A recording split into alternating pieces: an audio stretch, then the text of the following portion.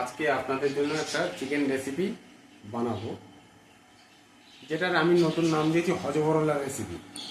হজবরলা chicken. এটা না হবে হান্ডি চিকেন, না হবে সাধারণভাবে আমরা যে চিকেন রান্না করি সেরকম। দুধের মিশেল এই হজবরলা চিকেন। এর জন্য প্রথমেই আমি সব রকম মশলা দিয়ে, পেঁয়াজ, রসুন, আদা, লঙ্কা, সব রকম মশলা দিয়ে এটাকে ম্যারিনেট করে রেখেছি আধ ঘন্টা। এরপরে আমি কিছুটা সিদ্ধ করে জল ফেলে দেওয়া আলুটা ভেজে নিয়েছি লাল লাল করে। কারণ হচ্ছে যারা সুগারের রুগী আছেন তারাও এই আলুটা খেতে পারবেন, খুব একটা অসুবিধা হবে না তাদের। তো আমার আলুটা ভাজা হয়ে গেছে, এবার আমি আলুটাকে তুলে নিচ্ছি। আর এই হজবরলা চিকেনের জন্য সবাই যেরকম শুকনো তেজপাতা ইউজ করে, আমি কাঁচা তেজপাতা নিয়ে এসেছি। হজবরলা চিকেন যেহেতু, এই হচ্ছে আমার কাঁচা তেজপাতা। হ্যাঁ, ওটাও উঠে গেল।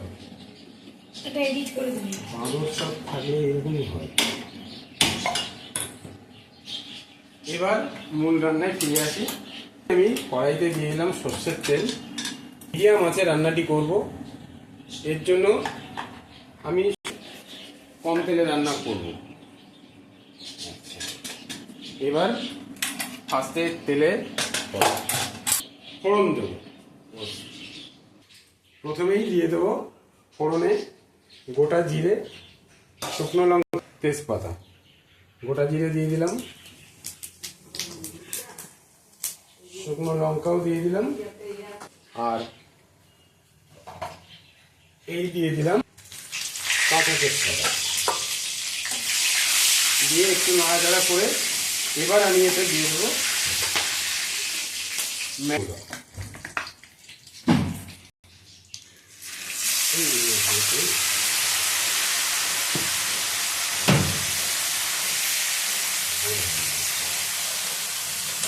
একটু ভুল হয়ে গেল এখানে।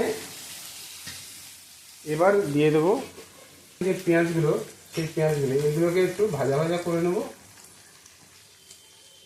গায়ের রং যখন ডিপ ব্রাউন হয়ে আসবে তখন দিয়ে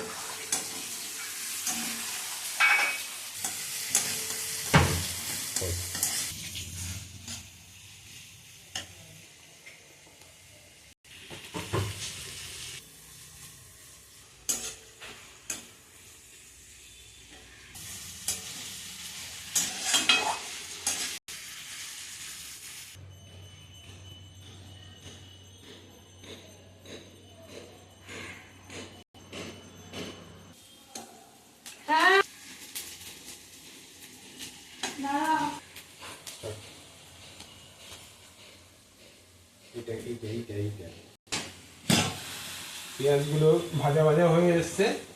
এবার আমি এতে দিয়ে দেবো, আমি প্রায় 2-3 মিনিট মতো এটাকে ভেজে নিয়েছি। এবার এতে আমি দিয়ে দেবো ম্যারিনেট করে রাখা চিকেন। ব্যাস, আমার কাজ আপাতত এখানে শেষ। ম্যারিনেট করে রাখা চিকেনটাকে দিয়ে দিলাম, দিয়ে এবার এটাকে কষাতে থাকবো।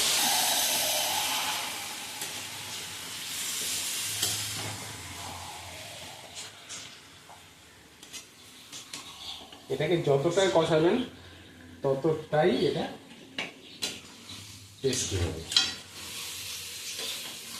একটু পরেই দেখবেন যে জল বেরিয়ে আসছে। এই জলেই মোটামুটি চিকেনটাকে সিদ্ধ করে নেব।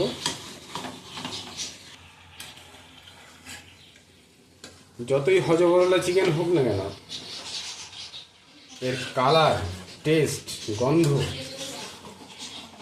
খুবই সুন্দর হবে এবং খুব সহজেই রান্না হয়ে যাবে। যারা ব্যাচেলার, সময় পান না, এরকম মানুষদের পক্ষে এই ধরনের চিকেন রান্না করাটা খুবই উপযোগী হবে। এটার প্রধান কারণ হচ্ছে জিম।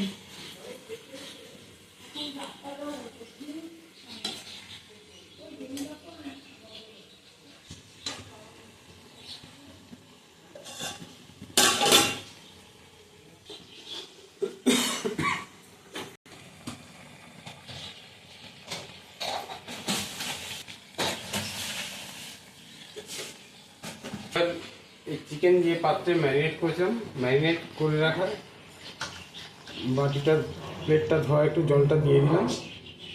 ব্যাস, আমার কাজ শেষ। চিকেন তৈরি হবে।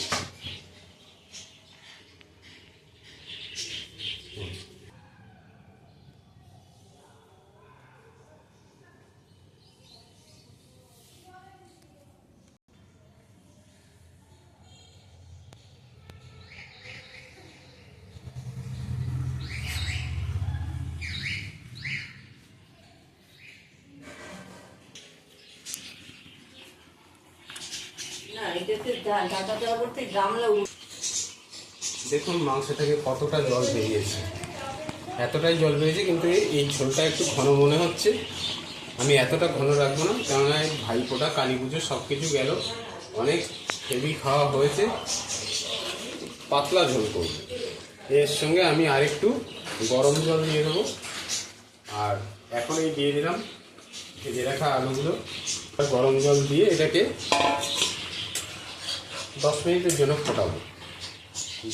10 মিনিট পরে আমি আবার ফিরে আসছি আপনাদের কাছে।